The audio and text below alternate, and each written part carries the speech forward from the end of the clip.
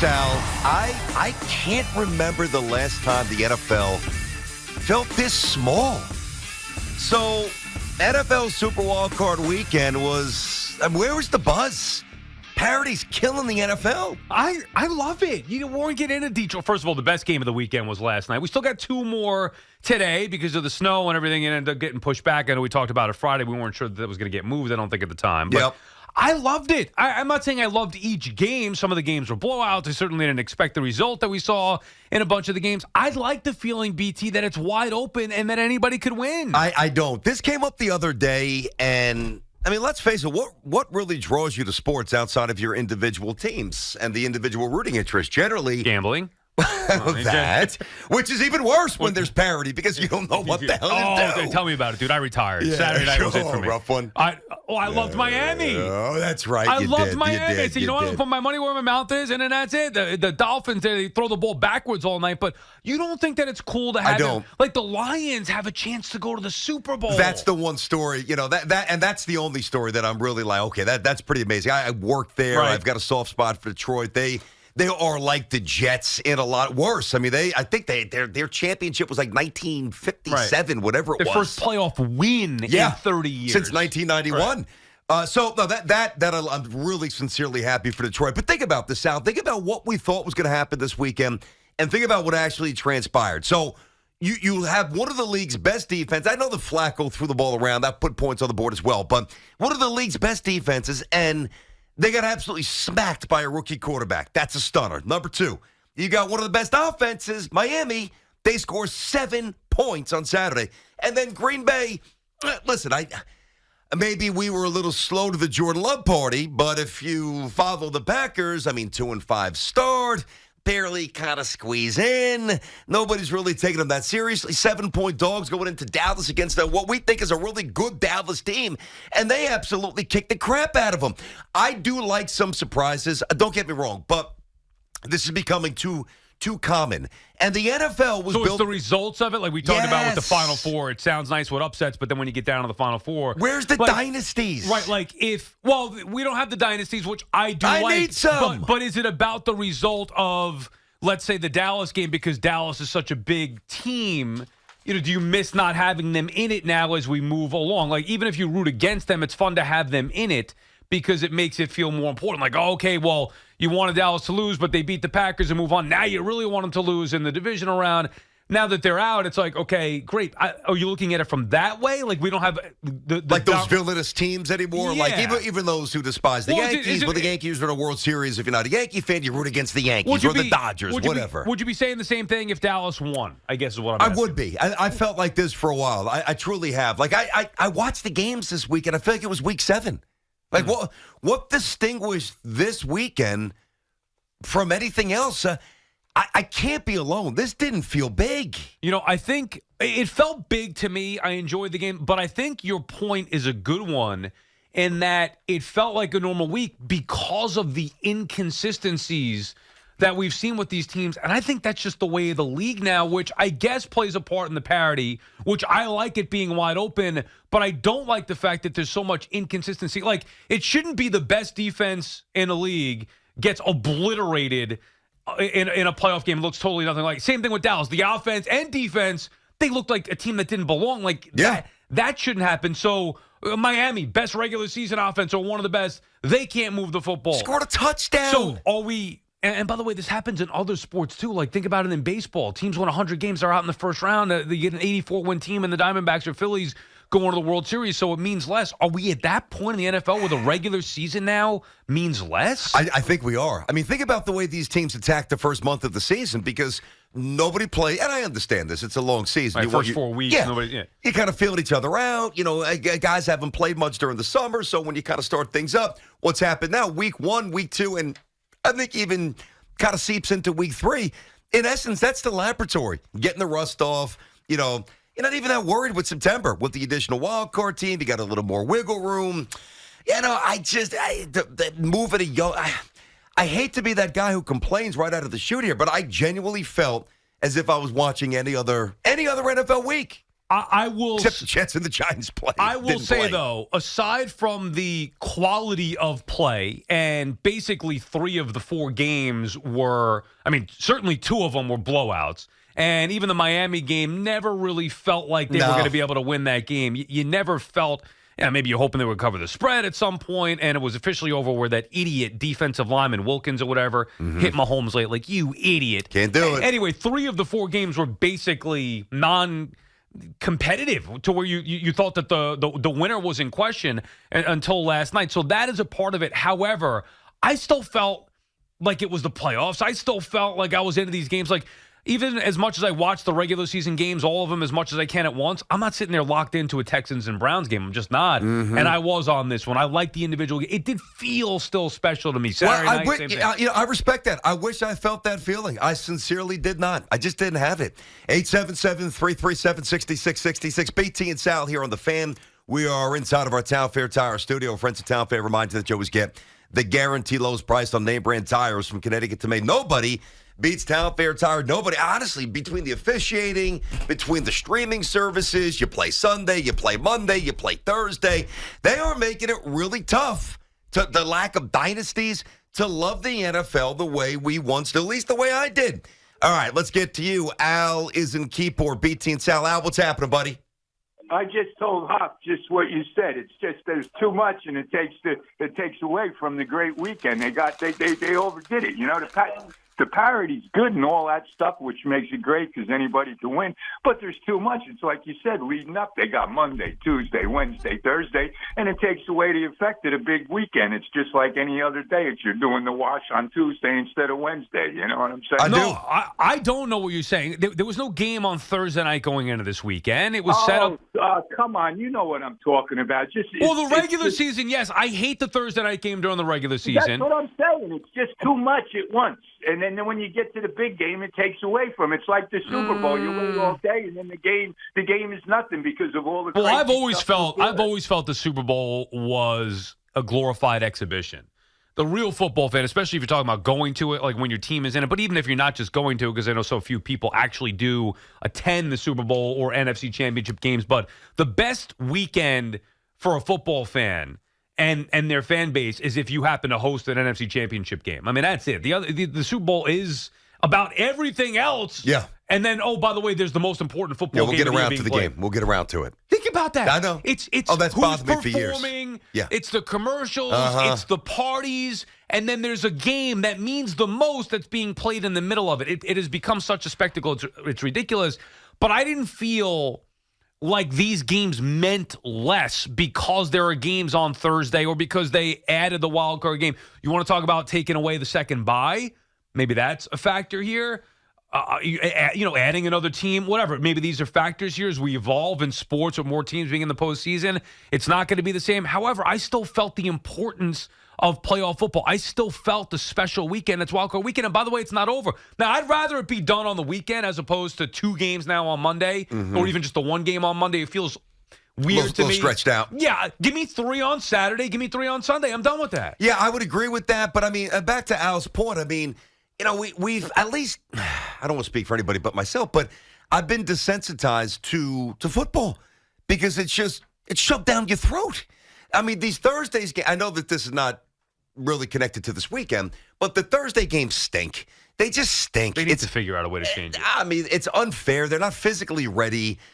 It creeps up on you like, oh, there's a game. Oh, what channel is it on? Oh, my TV, I need 2 remotes, so I'm not going to watch the game the way I want to. And that's a decision that I make, and that's a personal one. That's fine. But even go to Sundays, like the investment in the product is something that I was always okay with, provided the return matched what I invested. I don't know about you. I sit there on Sundays now, 1 o'clock, 2 o'clock, 3 o'clock, 4 o'clock bleeds in, which is, right. 4:10, all right, 4:25, 5:25, 6:25, 7:25, maybe eat. All day, and then dude. Sunday night football. And if it's not the Jets or the Giants, I mean, I'm watching that Sunday game with one, unless it's like an epic matchup. I'm watching it with one eye. I'm like, I'm going to bed. I barely watch Sunday Night Football in its entirety during the regular season because I'm like you said, I'm watching the games all day. It's too much.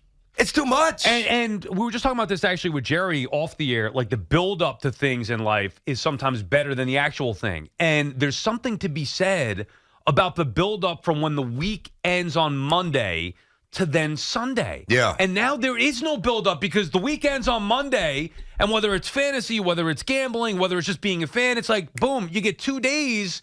And then here it is on Thursday night again. And then another 2 days before you're doing it all day on Sunday. As much as I do love football, I do think it's a little too much. However, I like the wild card set, or not just the wild card setup specifically. I still feel like it's a special weekend. And I like the fact that we do have parity in the league to where anybody any year can win to a point where we'll get into the Jets and Giants later on. Like, it's not that far. Look at what the Texans have done this year. They were one of the worst teams last year. Mm-hmm. They've turned it around in 1 year. That means that it's possible for any team, including the pathetic Jets and Giants moving it's not forward. possible for the Jets. Well, Theoretically, it is, Man, right? you really are beaten down. Yeah, I know. No, listen, and here's the thing, too. Like, if you're going to make us watch all this stuff, at least give us a good product. Can you honestly sit there and say that this was – now, Jordan Love was amazing.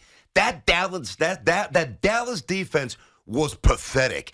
Dak was atrocious. I mean, the Browns stunk. I mean, all right, Flacco was a cute story until he wasn't. I don't know. It just it didn't work for me. It felt small. 877-337-6666. BT and Sal. Sal's in Keyport. What's going on, Sal? How you doing today? Hey, guys. How's everybody? What's Happy up, Sal? holidays, everyone. It's a great day in Green Bay. That's all I could say. I want to say props to my dad because when I was a kid, he said, if you want to have a good night's sleep, don't pick your home team. Pick a team that's you don't have to read about. And I love my Green Bay Packers. That's all I could say. But here's my big question, guys, honestly. Did they do the right thing by letting him sit for 3 years for the game to catch up to him, for him to come into this season? I mean, Sal, you cannot argue with these results. What was the stat they put? So they start 2-5. What was the stat they put up yesterday? I think since week 11 or 12, he had the best quarterback rating in the NFL. Best quarterback rating in the NFL. Yeah, the second most touchdowns behind Dak, and the arm angles and connected on the. It was great. Foot. He's throwing off his back foot. He's throwing it sideways. He's just an all-around good. He might be a great player. It might be. I am going. Well, think about this. To me, it's bigger. No, we know, Sal. We get it. You're in a position as a Packers fan to see 3 quarterbacks in your lifetime. Like, we understand it. It's incredible to me, and I think it's more about the organization than it is the actual quarterback.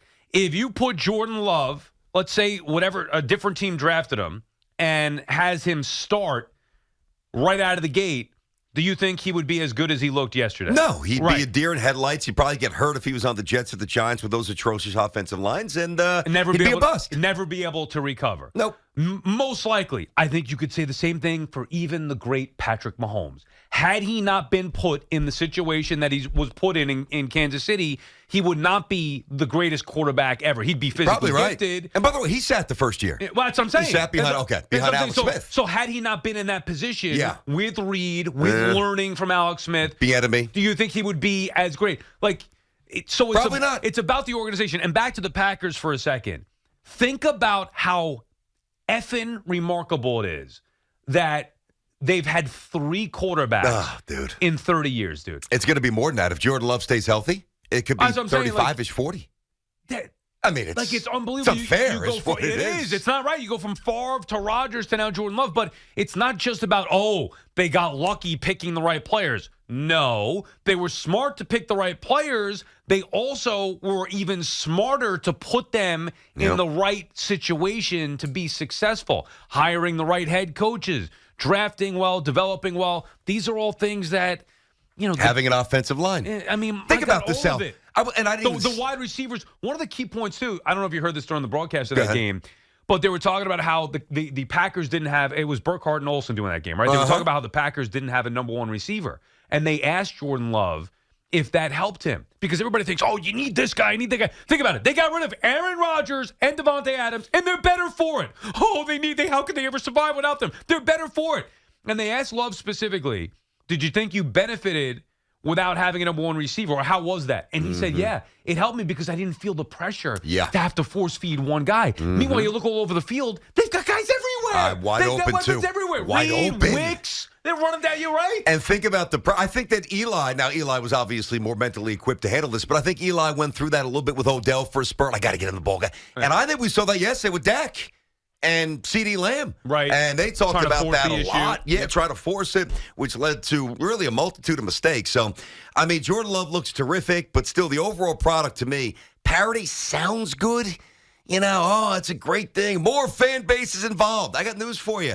While that's true, the quality of football is dropping fast. 877-337-6666. Kenny's on Staten Island with BT and Sal. What's happening, Kenny? How are you today? All good, guys. Good. Listen, BT, before I get to the point on Goodell, oh, man, watching the Lion fans celebrate as a Jet fan, and you know this, when is our day coming? I don't know. It just, you sit there and you just like, you just smirk and like, what the heck is going on? But listen, Kenny, you did have 2 AFC Championship appearances in you recent know years. what? No, I'm talking about no, South. they I'm talking about a home game. No, I want a home game. I Sal. understand I that. want a home game. Look, I get that, and you've had that in recent memory too. The Lions haven't had that in 30 years. They haven't had a single playoff victory. So I understand, but that's what sports are about. You've at least had some of that as a Jet fan. Let's not make it like the Jets haven't won a playoff game in a long time, because they have. They've won more than the Lions. That was their moment. You should feel happy for them. My point was just want a home game and leaving the Jet home game, playoff game with a win. But listen, Yeah, the last time I did that was 98 against Jaguars. No, was it? I'm saying me. When I won, no, I'm saying me.